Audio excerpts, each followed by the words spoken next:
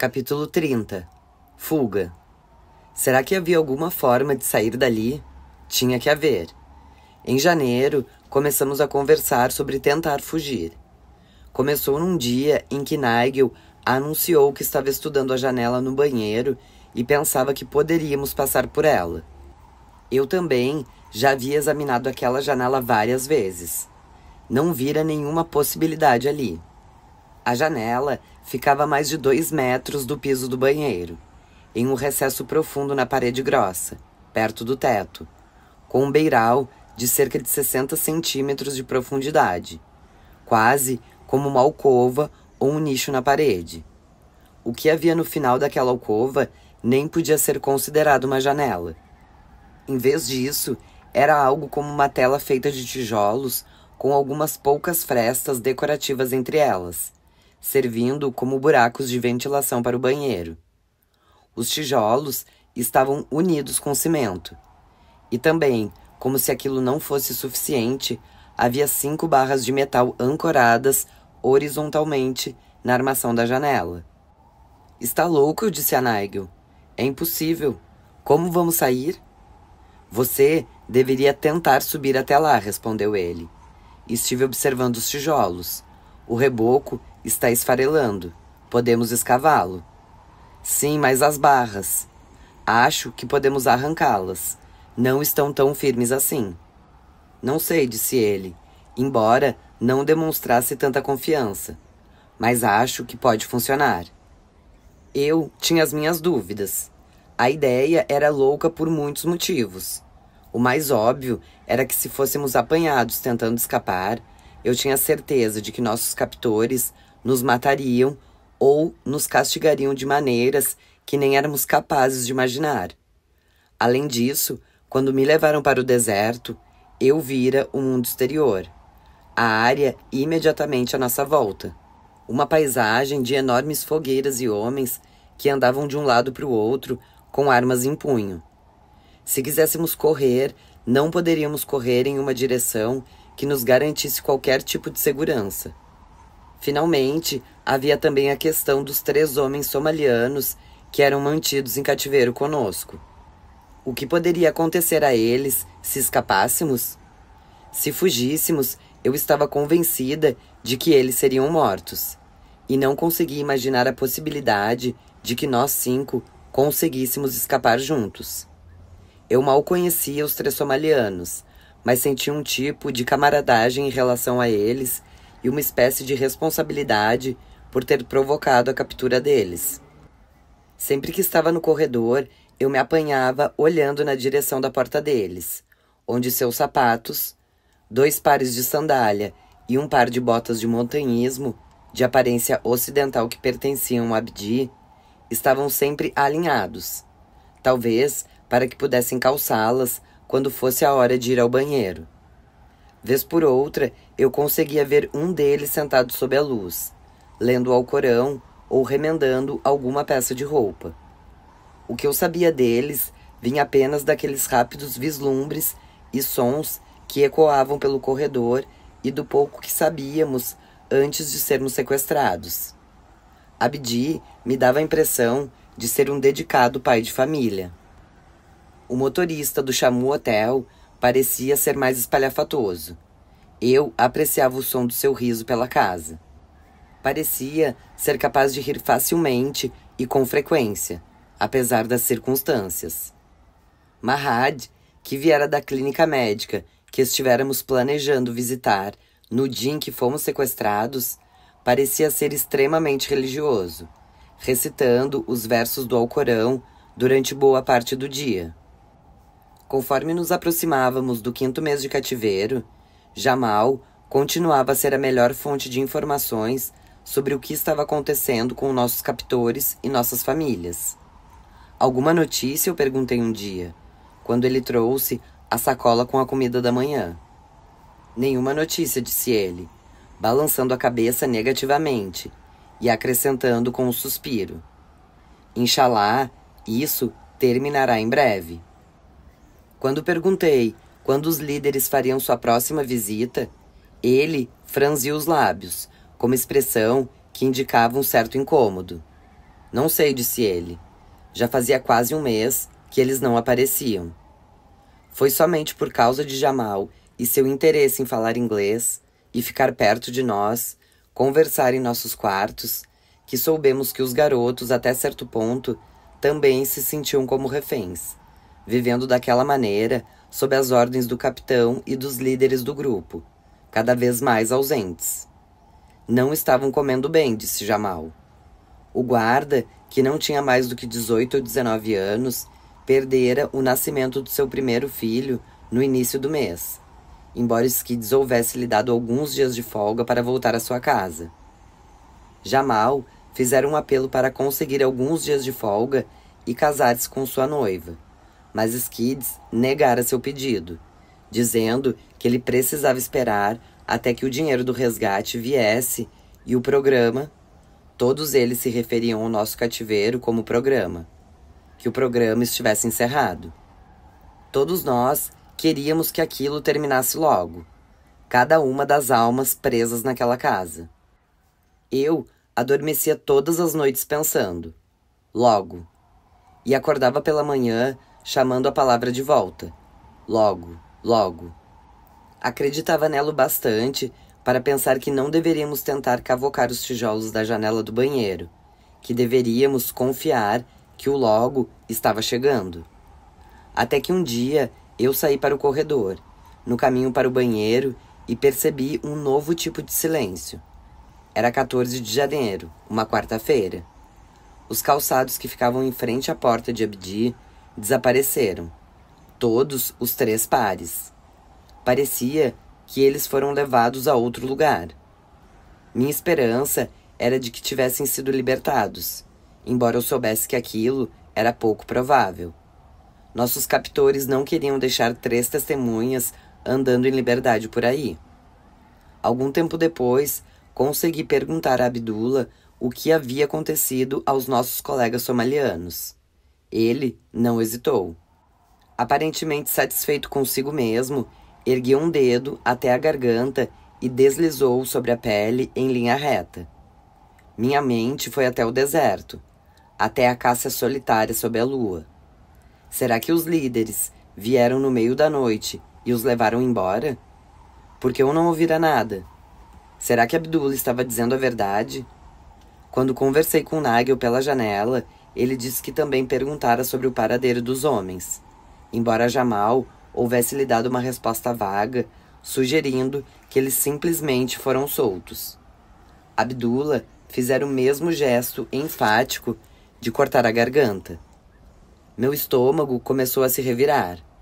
A pior das hipóteses parecia ser a mais provável. Os somalianos foram mortos. E nós éramos os responsáveis. Antes de sermos capturados, Abdi me mostrara orgulhosamente a foto de seus filhos, 2 meninos e uma menina, crianças sorridentes em uniformes escolares, que agora por minha causa não tinham mais pai. Todas as partes de mim estavam fracas. O desaparecimento de Abdi e dos outros 2 nos dizia algo importante sobre nossos captores. O dinheiro para alimentar e abrigar nosso grupo estava terminando. O desespero estava tomando conta deles. O fato de que eram capazes de matar seus compatriotas, seus 3 irmãos muçulmanos, não trazia muita esperança para mim e Nigel. Não restava qualquer dúvida em minha mente. Tínhamos que sair dali. Precisei me esforçar um pouco para conseguir me erguer até a janela do banheiro e verificar as possibilidades. Tive que ficar com o pé plantado em cada lado do vaso sanitário, erguer os braços acima dos meus ombros para conseguir colocar as mãos no beiral, e de lá dar um impulso no meu corpo, como se estivesse me erguendo para sair de uma piscina. A alcova que levava até a janela era estreita demais para que eu pudesse apoiar meu peso nela. Assim, inclinei-me para a frente, apoiando-me sobre os cotovelos, com a barriga equilibrada na beirada e as pernas pendendo pesadamente em direção ao chão. Com o peito pressionado contra a beirada da alcova e o rosto perto da janela, eu percebi instantaneamente que Nigel tinha razão. Os tijolos que cobriam a abertura estavam unidos por uma camada muito rala de cimento. A argamassa entre eles se esfarelou quando eu a toquei, desfazendo-se em pequenas cascatas de poeira esbranquiçada. Do meu quarto, eu trouxera o cortador de unhas e, usando o pequeno aparato que tinha a função de tirar a poeira debaixo das unhas, consegui alcançar entre as barras de metal que bloqueavam a janela e enfiá-lo em meio a alguns dos espaços mais profundos e menos espessos entre os tijolos, onde senti uma frouxidão bastante promissora. A indicação de que havia falhas estruturais naquela construção. Com esforço e paciência, parecia possível remover algumas fileiras de tijolos, criando uma abertura grande o bastante para podermos rastejar por ela. As barras de metal sobre os tijolos eram outra questão. Tinham pouco menos de 1 metro de comprimento e pareciam estar chumbadas profundamente nas paredes, em ambos os lados da janela. Embora eu percebesse que Nigel já fora capaz de afrouxar uma delas em um de seus pontos de ancoragem.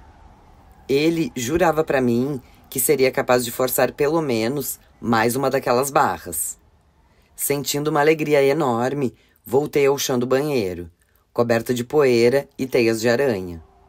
Corri de volta para o meu quarto, pela primeira vez em meses, sem pensar no perigo, na fome ou na preocupação.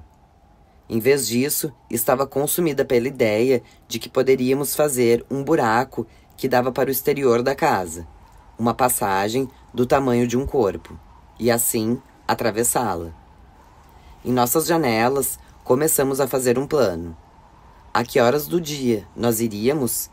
O que levaríamos conosco? Para qual direção correríamos? Quem procuraríamos e o que diríamos? As considerações eram enormes. Debatemos se seria melhor escapar durante a noite, quando a maioria dos guardas estava dormindo, e teríamos menos chances de causar um tumulto correndo pela rua. Lembrando-me das fogueiras, eu presumi que sair durante a noite fosse mais perigoso. E talvez também nós quiséssemos causar um tumulto. Talvez precisássemos fazer barulho e nos tornar visíveis, forçando alguém a chamar as autoridades.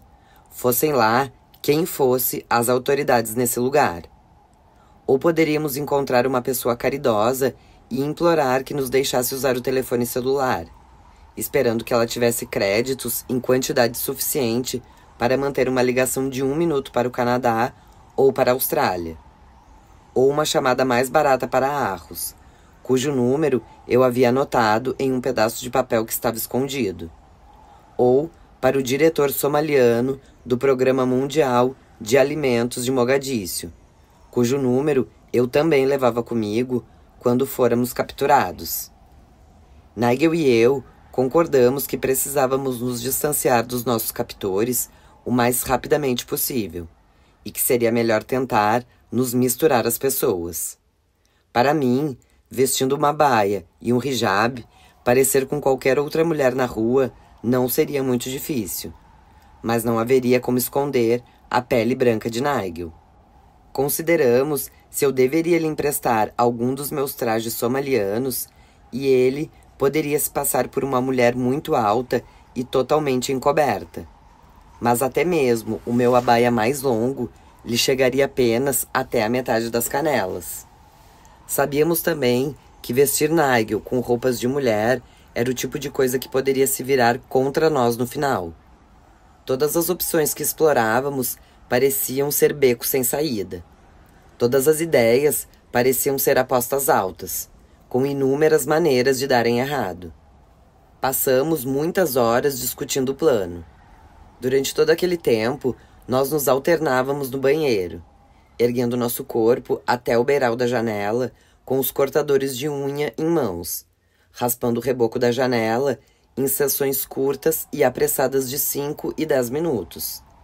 O trabalho era gratificante, como realizar uma cirurgia com sucesso ou cavar à procura de ouro. Às vezes, eu cavocava e tirava apenas poeira. Outras vezes, com manobras precisas, eu consegui arrancar um belo bloco de cimento intacto. Como a minha porta ficava visível para quem estivesse na varanda, eu tinha que ser mais cautelosa. Bater na porta e pedir permissão para sair do meu quarto. Nunca ficar muito tempo no banheiro. Escovar cuidadosamente todos os sinais de poeira da argamassa antes de voltar ao corredor. Percebi também o quanto eu estava fraca, apesar de todas as horas que passava caminhando no quarto. Embora as minhas pernas estivessem fortes, os músculos dos meus braços estavam exaustos. Na metade do segundo dia, meus cotovelos começaram a ceder toda vez que eu tentava erguer o corpo até o beiral da janela, e eu tive que desistir. Nigel continuava a trabalhar sem pestanejar. Estava em uma posição melhor do que a minha, para fazer viagens ao banheiro sem despertar a atenção dos garotos, e conseguia ficar mais tempo lá. Eu vigiava pelo buraco da minha fechadura, pronta para criar alguma distração se algum dos garotos viessem para cá. Usando minhas folhas de frases médicas, consegui elaborar uma pequena mensagem e escrevi as palavras no idioma somali em um pedaço de papel para levar comigo quando escapássemos, enfiado no bolso da frente do meu jeans, que eu vestiria por baixo do meu abaia vermelho. Por favor, ajude. Sou muçulmana. Não tenha medo.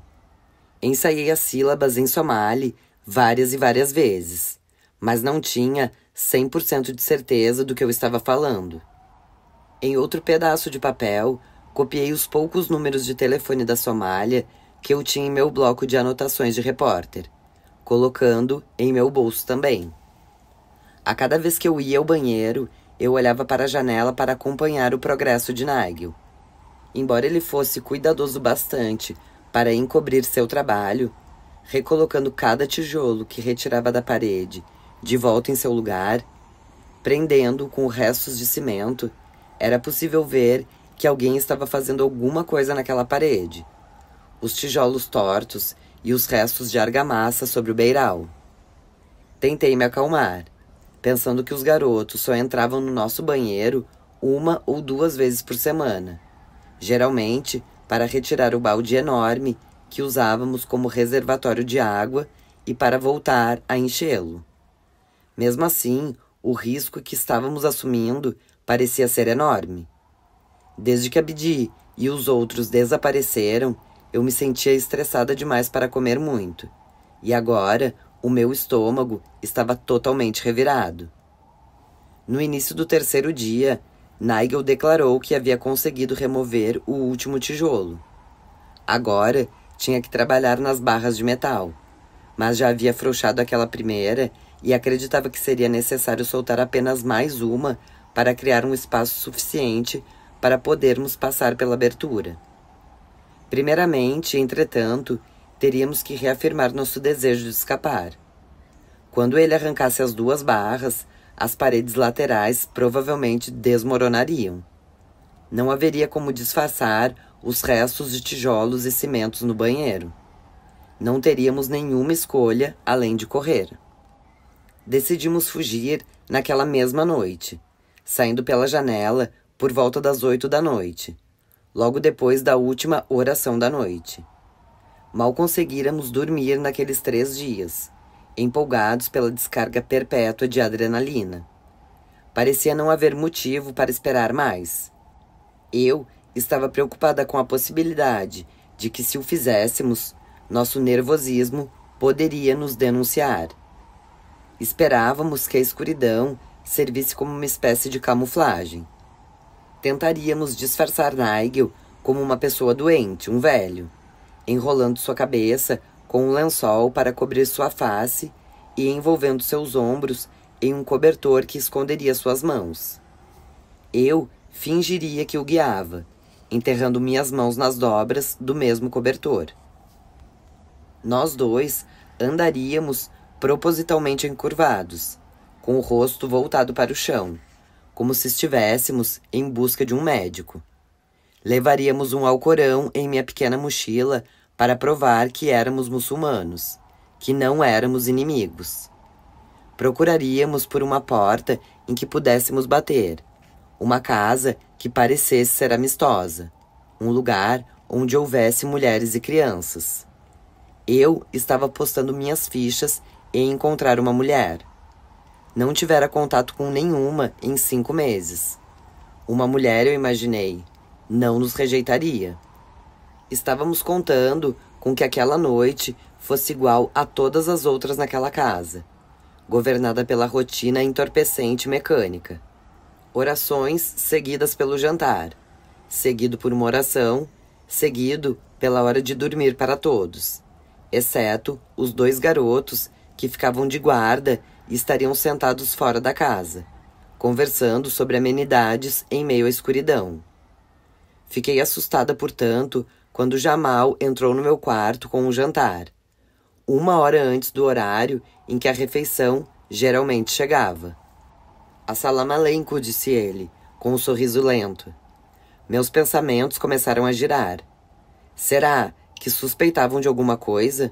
O que estava acontecendo? Passara as últimas semanas tão ansiosa que senti estar exalando algum novo tipo de cheiro. Alguma coisa que pudesse entregar nossos planos. Retribuí o cumprimento de Jamal, enjoada pela preocupação. Ele gesticulou para que eu pegasse o meu prato de metal e o colocasse no chão. Em seguida, abriu um saco plástico e deixou cair algo nele. Um pedaço magro de peixe frito, marrom e dourado, brilhando com o óleo. Do seu bolso, ele tirou 2 pequenos limões e colocou-os ao lado do peixe. Finalmente, pegou 2 ovos cozidos e colocou-os no prato também. Era proteína. Ele estivera preocupado com o meu apetite. Era um presente, e Jamal se orgulhava daquilo. Você gosta, disse ele, apontando para o peixe. Posso comprar todos os dias para você no mercado, mas somente à noite. Eles não fazem durante a manhã. Ficamos nos entreolhando por alguns segundos. Dei um chute em mim mesma, pelo menos internamente, e pensei, deixe disso. Ó, Jamal, eu disse, erguendo o prato, é muita gentileza sua. Sorri com gratidão para ele, sentindo um toque de culpa. Esperava que os líderes não o castigassem com muita crueldade depois que eu desaparecesse. Sozinho outra vez, eu me sentei no chão e forcei-me a comer o que Jamal me trouxera. Não somente porque aquilo funcionaria como combustível, mas também para não levantar suspeitas. Em seguida, fiz os movimentos da última prece do dia. Quando terminei, conforme combinara com Nigel, bati na porta e abri uma fresta para ver quem viria até lá. Abdullah olhou pelo corredor, o que significava que era ele quem ficaria de guarda naquela noite. Meu coração afundou um pouco. Abdullah não era tão preguiçoso quanto alguns dos outros. Ele gostava de andar pela casa. Banheiro, eu disse a ele, apontando para minha barriga. Banheiro. Estou me sentindo mal, muito mal. Sem hesitar, Abdullah estalou os dedos para indicar que eu podia ir. Normalmente, eu não ia ao banheiro após a última prece, mas problemas digestivos nunca eram motivos de discussão. Aquilo também me daria mais tempo para ficar lá. Nesse caso, o pedaço de peixe frito que Jamal me trouxera serviria para corroborar a veracidade do meu caso. De maneira lenta e tranquila, saí do meu quarto e andei pelo corredor na direção do banheiro. No início daquela noite, enfiara minha mochila embaixo do meu abaia e a deixara sob o beiral da janela. Nigel estava esperando por mim na porta do seu quarto. Fora da linha de visão de Abdullah, nós aceleramos. Imaginei que teríamos 10 ou 15 minutos no máximo antes que ele descobrisse que eu não havia retornado do banheiro e viesse procurar por mim. Dentro do banheiro, eu puxei a cortina e rapidamente tirei o abaia preto de dentro da minha mochila, colocando sob o vestido vermelho. Nigel subiu no vaso, erguendo as mãos para começar a remover as barras da janela. Ele havia se esgueirado até o banheiro mais cedo e feito algumas preparações, arrancando as barras da parede e depois colocando-as novamente no lugar, apoiadas precariamente em pedaços soltos de cimento. Apesar de seus esforços para disfarçar o trabalho, as paredes em ambos os lados da janela, a essa altura, pareciam totalmente desfiguradas, com fendas no revestimento dos locais onde as barras haviam sido instaladas pela primeira vez. O objetivo agora era tirar tudo o que pudéssemos do caminho em perfeito silêncio. Em 1 minuto, Nigel conseguiu arrancar a primeira barra e entregou-a para mim. Em seguida, veio a segunda barra, com o seu peso frio nas minhas mãos. Eu coloquei as 2 barras no chão, ao lado da pia, com o meu nervosismo me deixando tonta. Rapidamente, Nigel suspendeu o corpo, subindo do vaso sanitário para a alcova.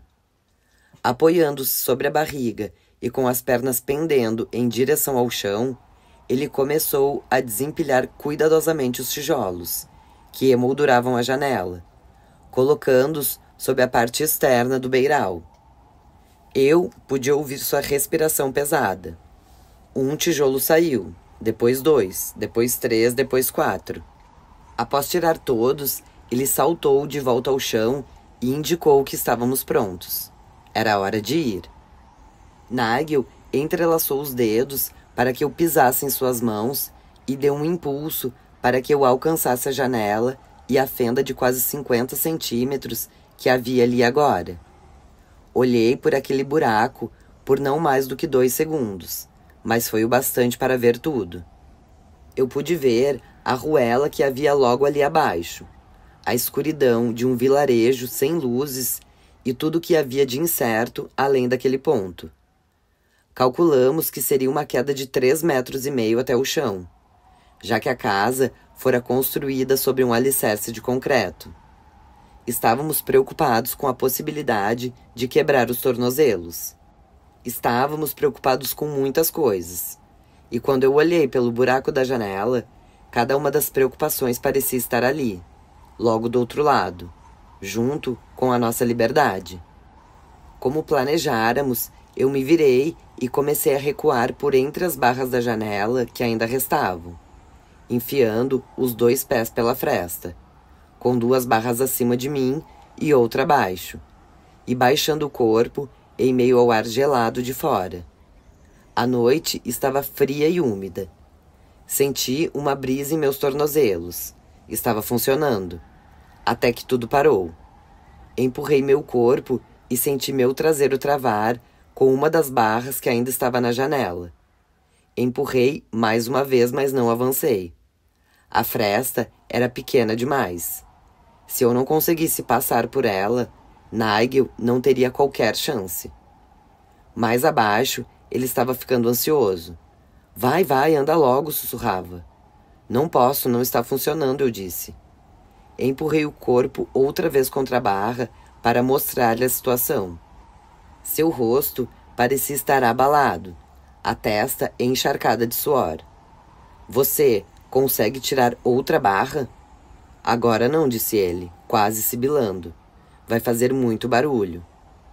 O peitoral da janela estava cheio de tijolos e pedaços de argamassa quebradas. Abdullah provavelmente estava começando a se perguntar por que eu não havia voltado ao meu quarto. Estávamos presos. E não apenas presos, mas encrencados. Nigel fez um gesto com a mão, dizendo-me para descer. Volte ao seu quarto, disse ele, rápido. Vou tentar consertar isso. E a minha mochila? Deixa-la aí, ele disse. Eu vou levar comigo, vai rápido. Voltei ao meu quarto de maneira tão casual quanto pude e fechei a porta com um ruído alto, para informar Abdullah que eu havia retornado. Deitei no meu colchão no escuro, tentando encontrar algum pensamento tranquilo. Ouvi o que Nigel estava fazendo no banheiro. Ele estava vomitando ruidosamente na privada, traído por seus próprios nervos. Ouvi barulho de passos no corredor e vi a luz de uma lanterna. Nigel também deve ter percebido a luz se aproximando, porque em poucos segundos ele estava fora do banheiro, voltando pelo corredor, resmungando alguma coisa sobre estar passando mal e precisar de mais água para dar a descarga. Houve uma discussão discreta. A luz desapareceu e então voltou após alguns minutos. Logo, Nigel estava no banheiro outra vez, sozinho. Eu sabia que era apenas uma questão de horas até que o nosso plano fosse descoberto. Antes que um dos sequestradores percebesse a pilha de tijolos encaixadas às pressas na parede e as barras de metal dobradas que cobriam a janela. Ou que simplesmente percebessem todo aquele plano estúpido nos meus olhos. Quando o dia raiou e Hassan veio para abrir as nossas janelas antes das orações, Nigel e eu conversamos, concordando que precisávamos sair imediatamente. Rapidamente, nós reelaboramos o plano. Pelos chamados dos muezins, sabíamos que havia uma mesquita nas proximidades. Decidimos correr até lá. Parecia ser a única boa opção. Um lugar para encontrar uma multidão. Aceitei a sacola matinal de comida que Jamal me trouxe, esforçando-me para não olhá-lo nos olhos. Em seguida vesti meu jeans sob o abaia vermelho. Esperamos pela oração do meio-dia, para que o calor chegasse e os garotos começassem a sentir o sono do início da tarde. Bati na porta, indicando que queria ir ao banheiro, e Nigel me encontrou lá, com minha mochila nas mãos. No início daquela manhã, ele retirou uma terceira barra da janela. O banheiro estava num estado lastimável. Esperei enquanto ele removia os tijolos outra vez. Dessa vez, com a pulsação acelerada, eu não hesitei. Passei uma perna pela janela e depois a outra. Deslizei alguns centímetros de bruço para diminuir a distância até o chão, segurando na última barra da janela para me apoiar, e em seguida, deixando o corpo cair. Chegamos ao chão, um depois do outro. Eu primeiro e Nigel logo em seguida. 2 baques suaves na areia. Meu coração se elevou e desmoronou com o impacto. A situação era ruim. Soube disso no instante em que toquei o solo. Não se parecia em nada com o que eu pensara. Nada parecia ser do jeito que planejara em minha mente. Eu construir uma cena, um palco armado para que pudéssemos atravessá-lo correndo, baseado na vista que eu tinha pela fresta da minha janela. Lembrava-me de alguns fragmentos da viagem de carro que nos trouxera para casa. Lembrava-me de ver camelos, pessoas caminhando pela rua, fileiras de arbustos e um vilarejo pequeno e sujo com curvas, ruelas e lugares onde podíamos nos esconder. Imaginara que tudo aquilo estaria à nossa espera, logo depois da janela. Mas agora, olhando para a minha direita e para a minha esquerda, em direção às 2 saídas da ruela, eu percebi com certeza absoluta que estivera errada. À esquerda havia uma cerca inclinada, feita com pedaços de zinco coloridos e velhos latões de óleo que foram martelados até ficarem achatados. À direita havia uma fileira de barracos, construído com mais folhas de metal, pedaços velhos de lona e outros refugos. Não havia nenhum pedaço de vegetação à vista, além de algumas moitas espinhosas, baixas e desfolhadas em meio à areia. Mais alarmante foi o aparecimento súbito de uma criança raquítica, um garoto de uns 7 anos que estava a poucos metros de mim, nu, com exceção de um par de calções, com as costas encurvadas e os olhos arregalados, olhando para mim em choque, como se estivesse prestes a berrar a plenos pulmões. Fixei meu olhar no garoto, tentando sorrir e parecer gentil. Levei um dedo aos lábios. A criança olhou para mim e depois para Nigel, arregalando ainda mais os olhos. Sem qualquer ruído, ele saiu em disparada, buscando com certeza o primeiro adulto que pudesse encontrar. Era como se a arma que sinaliza o início de uma corrida houvesse sido disparada. Já estávamos em risco. Um abalo sísmico agitou o ar, passando por cima dos telhados até o pátio onde nossos captores estavam deitados, repousando. Naquele momento, tudo ficou instintivo. As cores perderam o brilho e o mundo ficou louco. Nigel e eu não trocamos sequer um olhar. Simplesmente começamos a correr alucinadamente. Capítulo 31. Minha irmã. O garoto saiu correndo para a direita. Nigel e eu fomos para a esquerda, pelo beco estreito, passando ao longo do lado da casa e em direção ao lugar onde o caminho se abria em uma rua, a cerca de 10 metros de distância. Nossos pés se agitavam na areia profunda e escaldante. Nós dois estávamos usando chinelos, que retardavam cada passo. Agora que estávamos correndo, não havia como manter a cabeça de Nigel coberta com o lençol que trouxéramos, fingindo que ele era um somaliano doente e que eu era a sua cuidadora gentil. Não havia como fingir nada. Todas as estratégias que planejáramos enquanto estávamos no beiral da janela haviam fugido da nossa cabeça. Cada fragmento de razão desapareceu. Nossos corpos balançavam em meio ao ar livre, como se nossos ossos houvessem se transformado em borracha durante todos aqueles meses na casa. No final da ruela havia uma estrada esburacada de areia, e na estrada havia barracos e alguns estandes de vendedores ambulantes. Além daquilo, o terreno era somente um marrom sem qualquer característica especial. Nigel estava gritando. Outro desvio em relação ao plano original. Estava gritando para ninguém, e ao mesmo tempo para todo mundo. Ele gritava: "Ajude-me, ajude-me!" Eu via tudo aquilo em um pânico em alta velocidade, considerando que eu realmente estivesse vendo alguma coisa. Percebi as imagens apenas em lampejos. Metade de uma parede que ruíra, algumas cabras nervosas, um homem em pé sob uma porta em formato de arco, um jumento amarrado a uma carroça por 2 varas finas.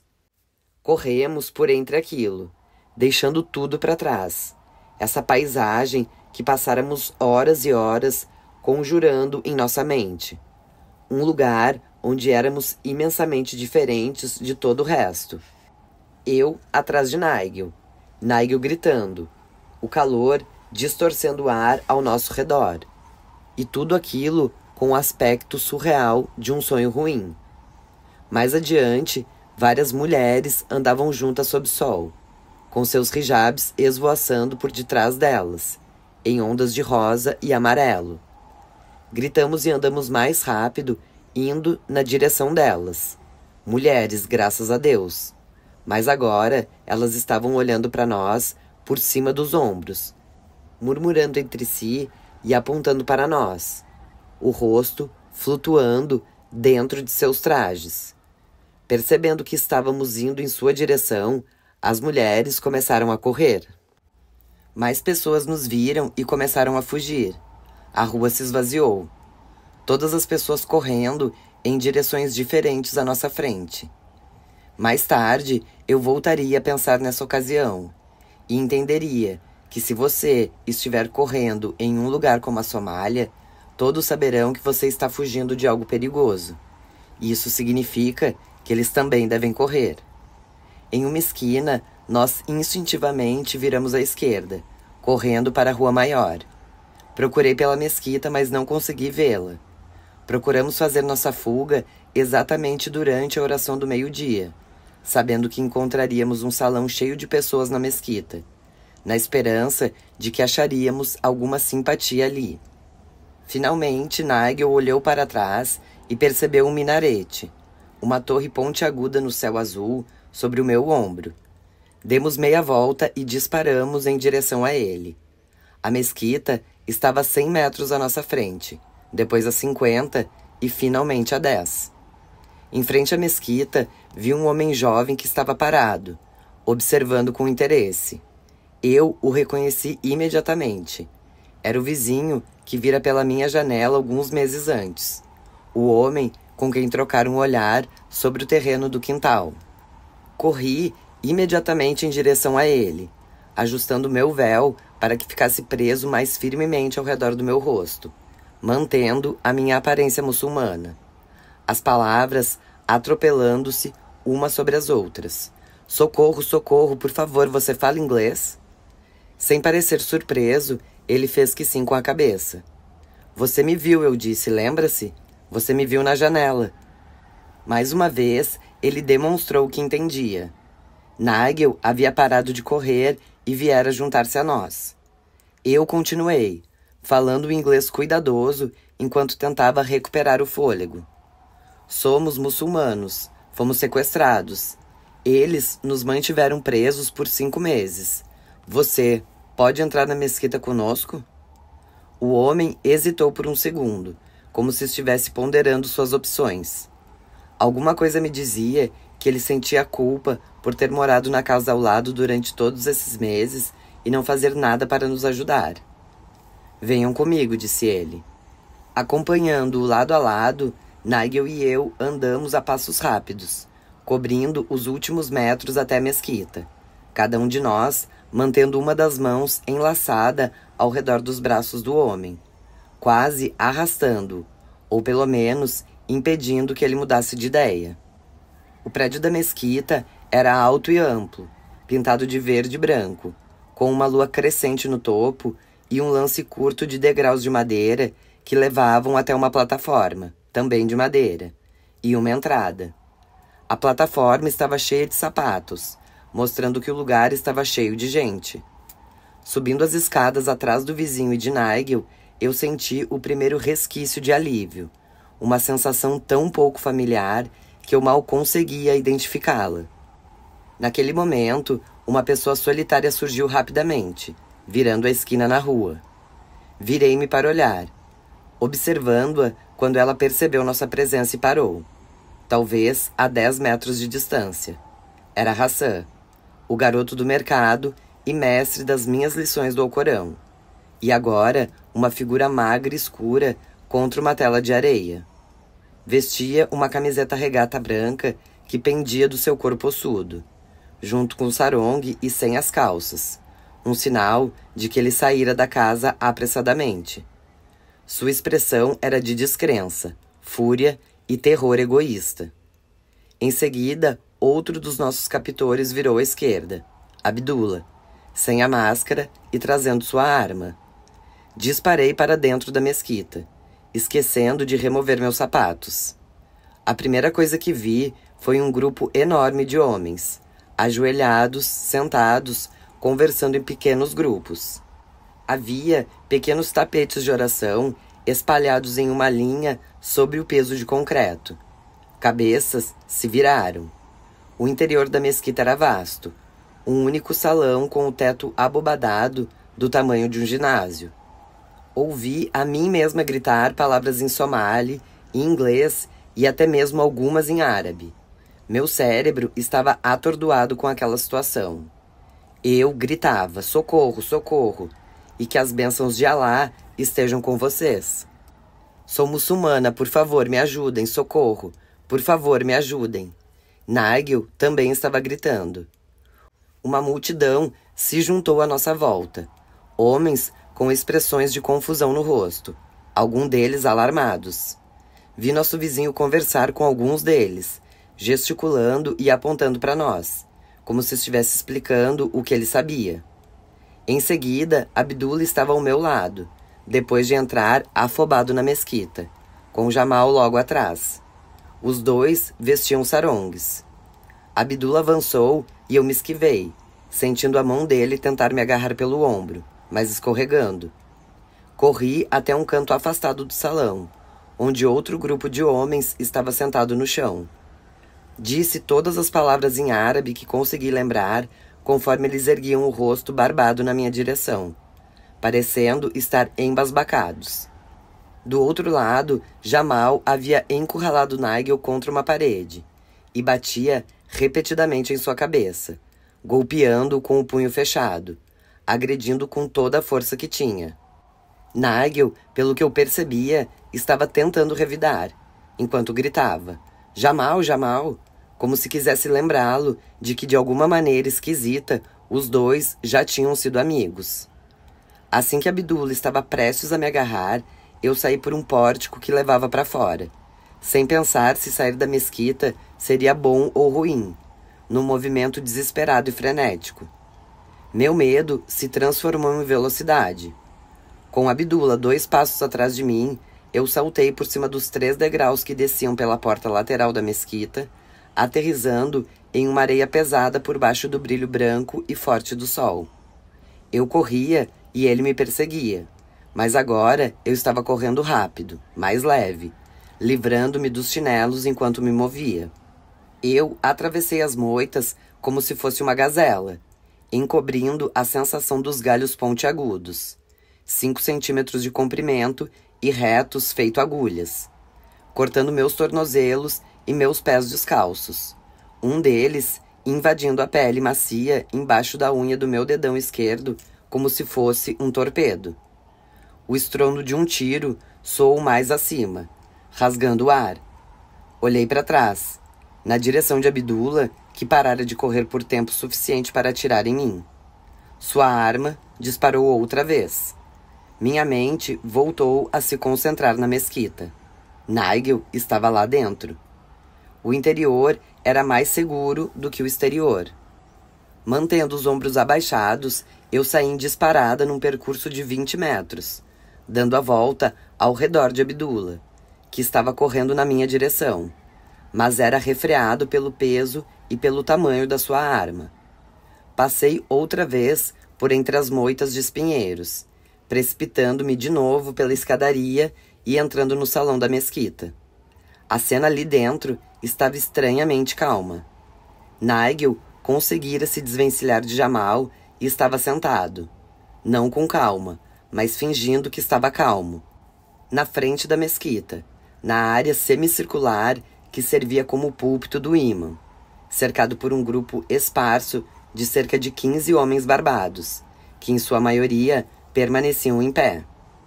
Correndo para perto de Nigel, eu vi Jamal e o jovem Mohammed próximos do grupo, andando de um lado para o outro, ansiosos, com as mãos nas armas.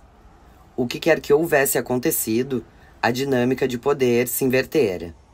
Alguém colocar os garotos em seu devido lugar. Eu caí de joelhos ao lado de Nigel, que falava inglês com alguns dos homens, aparentemente respondendo ao ceticismo em relação ao fato de ser muçulmano.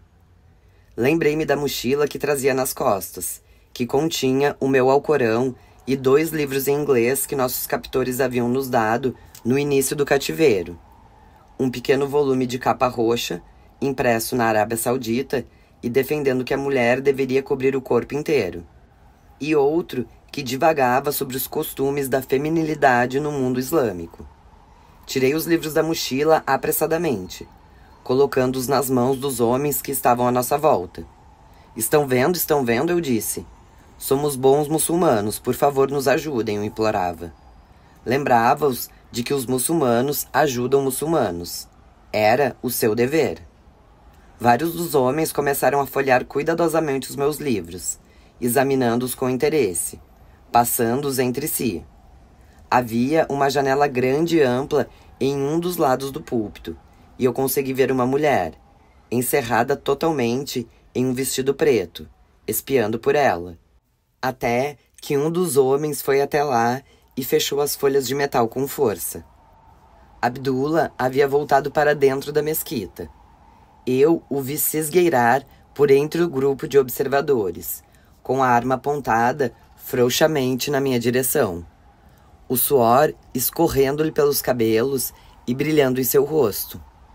Em 5 meses, essa era a primeira vez que eu conseguia vê-lo claramente, sem que seu rosto estivesse coberto com um lenço.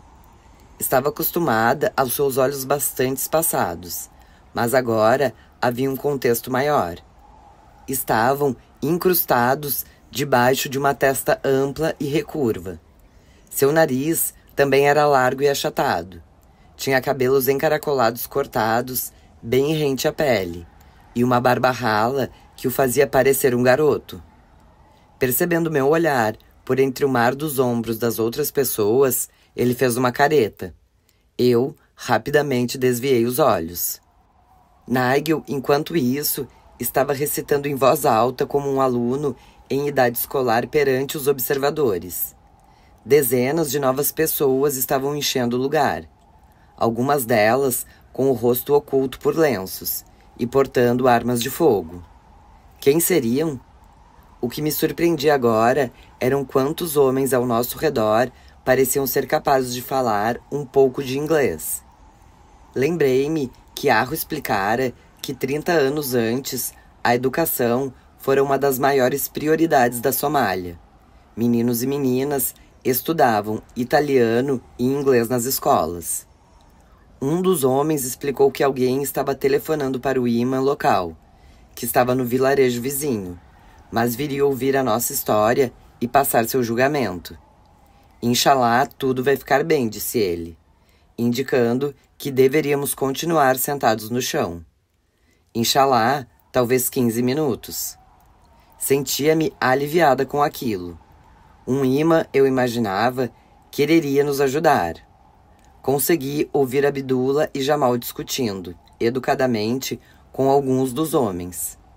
Abruptamente, uma mulher abriu caminho no meio da multidão, avançando por entre os homens com as armas, passando pelo meio do caos e do bate-boca. Eu a reconheci. Era a mulher que estivera olhando pela janela. Usava um abaia preto e um hijab completo, cobrindo tudo, com exceção dos olhos. Todos os homens naquele lugar estavam olhando para ela. Ela veio imediatamente na minha direção, ajoelhando-se ao meu lado sem dizer uma palavra. Automaticamente busquei a mão dela. Seus dedos envolveram os meus. Por um segundo, senti-me mais segura do que já havia me sentido em muito tempo. Seus olhos eram castanhos e tão familiares de alguma forma que era como se eu já a conhecesse de algum lugar. O dorso das suas mãos fora pintado com traços finos e delicados de rena de cor de ferrugem, o tipo de ornamento que uma mulher desenha cuidadosamente em outra. Ela conversava em somali com os homens à nossa volta. Eu a observava, com os nervos em alerta. Não era capaz de entender o que ela dizia. Sabia que, de alguma forma, ela estava me ajudando. Ouvi a aflição em sua voz. Quando ela olhou para mim, seus olhos pareceram flutuar com emoção. Sem pensar, estendi a mão e acariciei o rosto dela com os meus dedos, sentindo o calor daquela face por baixo do tecido. Em meio ao murmúrio generalizado da mesquita, eu a puxei para mim.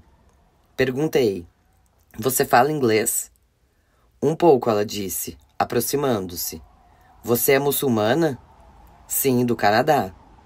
"Você é minha irmã, então", disse ela. "Minha irmã do Canadá." Ela estendeu os 2 braços e eu me deixei cair. Afundei o rosto na maciez do corpo pesado dela, que tinha um perfume marcante. Seus braços se encaixaram confortavelmente ao redor de mim. Senti que os limites da minha vigilância começavam a ceder, as minhas defesas desarmando-se num efeito dominó, e comecei a chorar. Enquanto os homens tagarelavam à nossa volta, a mulher apertou seu abraço ao redor do meu corpo. Era o maior conforto que eu sentia em meio ano ou mais, se considerasse os meses de solidão no Iraque. Queria ficar ali para sempre. Queria dizer tudo a ela. Erguendo minha cabeça e encontrando seus olhos outra vez, eu disse à mulher que era prisioneira, que queria ir para minha casa. Minha voz se erguia e sumia de maneira irregular. Pronunciar a palavra casa me fez soluçar. Apontei para onde Abdullah estava, olhando para nós com uma expressão de desespero, a pouco mais de 3 metros de distância. "Ele está abusando de mim", eu disse, desesperada. "Está me estuprando." Para ter certeza de que ela entendera, usei meus dedos para imitar os movimentos do sexo. Vi que os olhos da mulher se arregalaram. Ela olhou para mim, depois para Nigel, que assentiu como se quisesse confirmar o que eu dissera. Oh, Haran, disse a mulher. Haran, Haran. Ela ergueu os olhos para a multidão, com uma expressão feroz, segurando minha cabeça contra o seu peito, acariciando meus cabelos. Gritou algumas palavras agitadas em somali.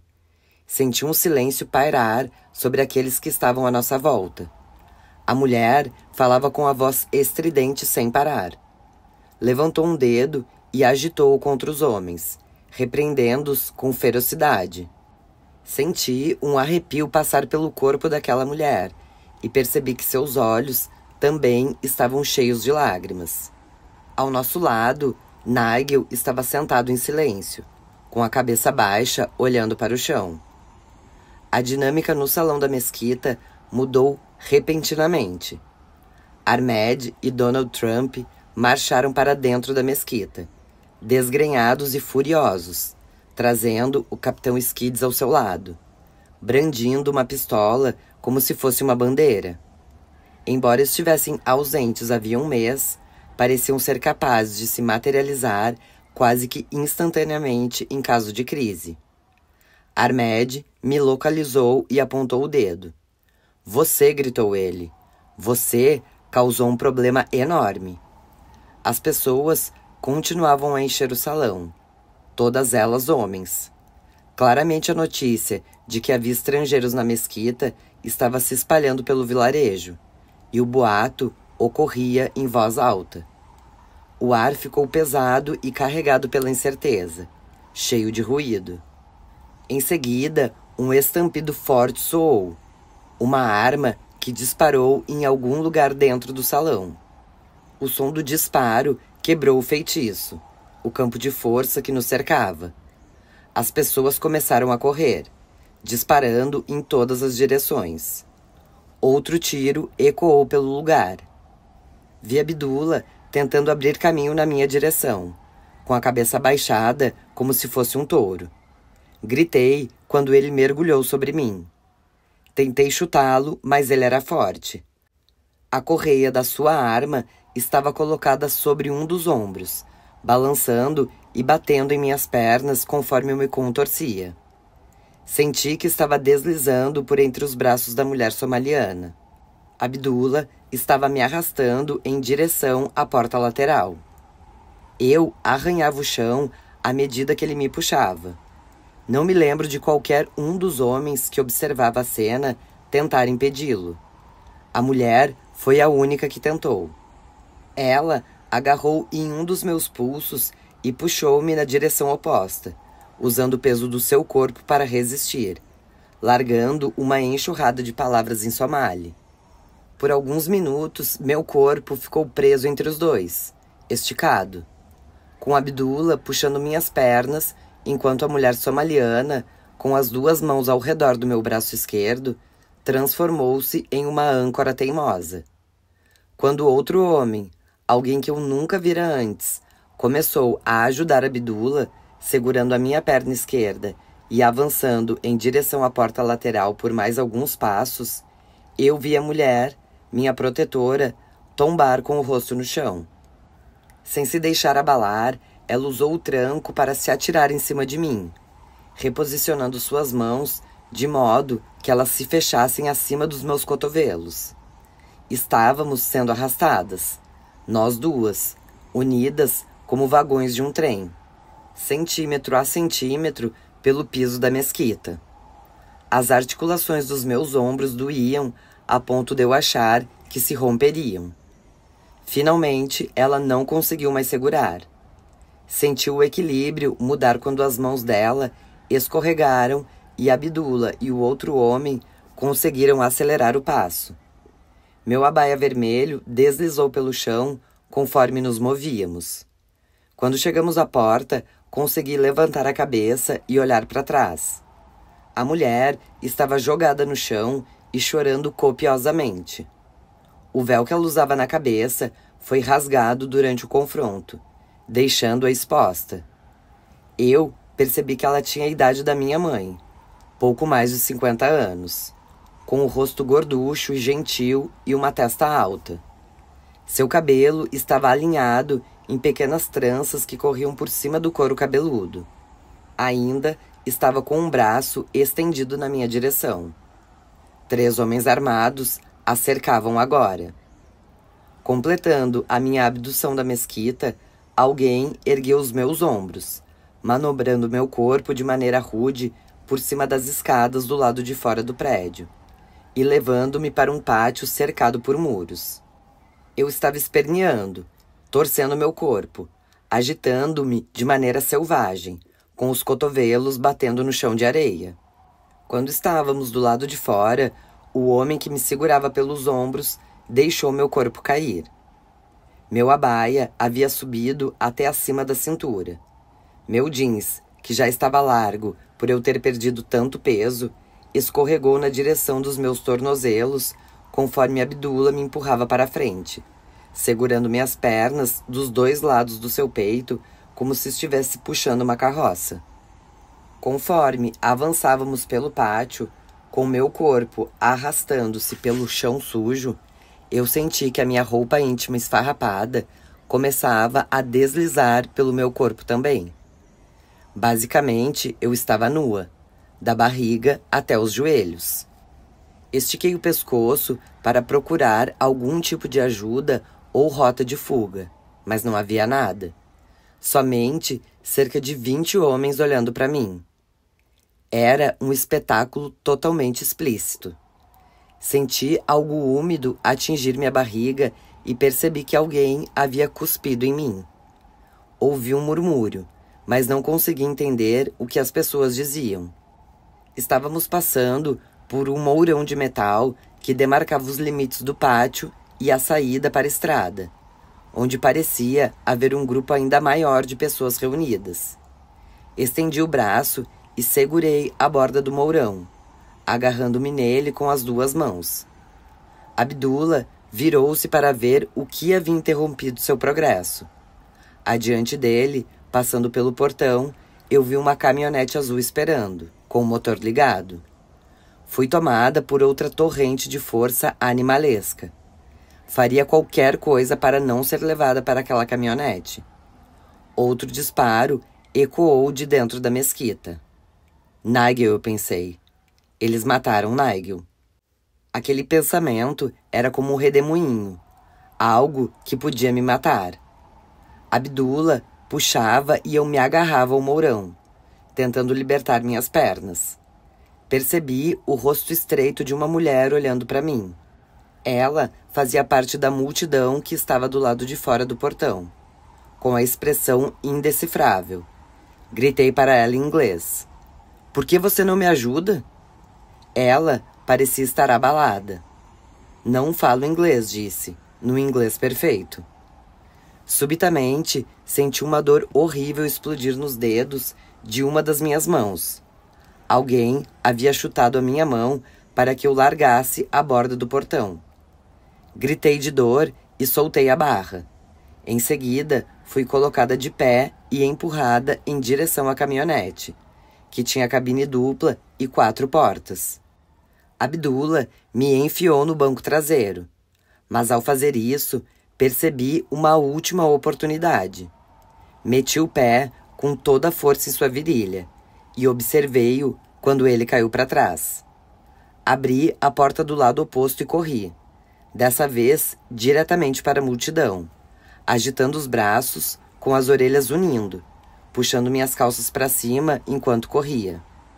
Comecei a recitar em voz alta a oração em árabe que todos os muçulmanos entoam.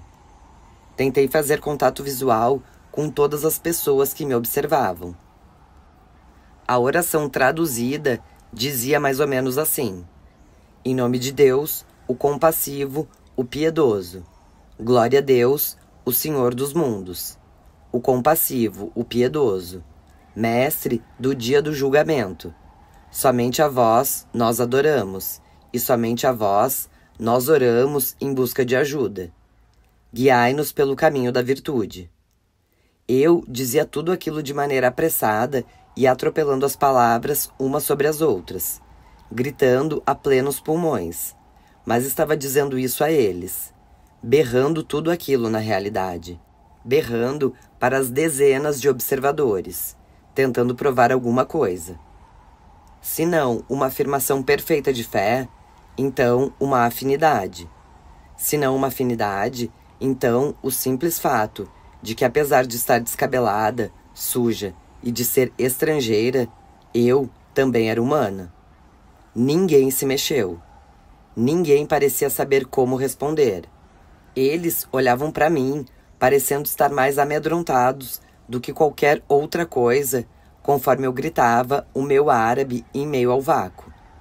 Gritei as palavras até ficar rouca, mesmo quando senti as mãos de alguém me agarrando por trás e começando a me erguer, levando-me de volta à caminhonete. E continuei gritando quando vi 2 outros homens arrastando Nigel pela porta da mesquita e vindo em nossa direção.